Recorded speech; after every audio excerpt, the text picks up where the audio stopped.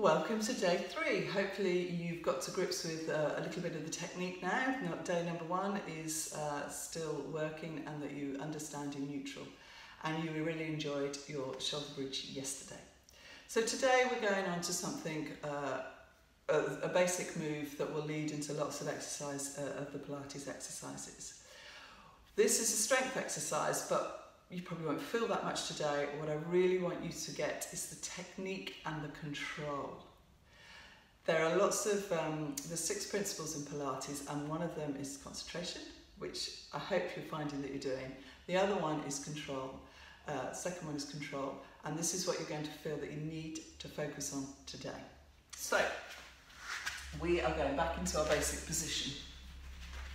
So make sure you're set up, heels underneath the knees, feet level with your seat bones, into your neutral position. Relax those shoulders, arms go above the side.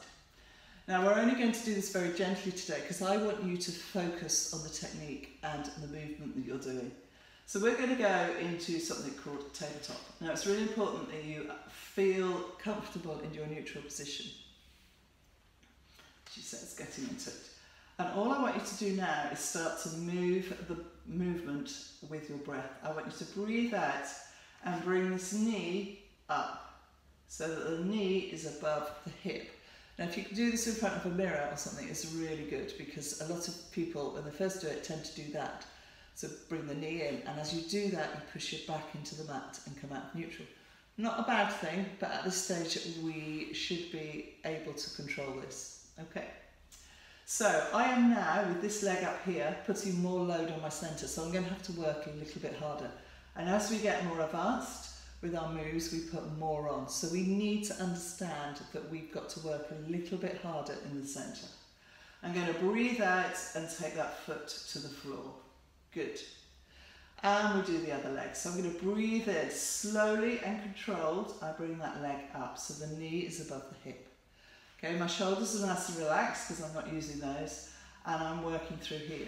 So I'm either just drawing my tummy button towards the spine, or if you could start to think about pulling up, you can use your pelvic floor, pull your pubic bone towards your belly button.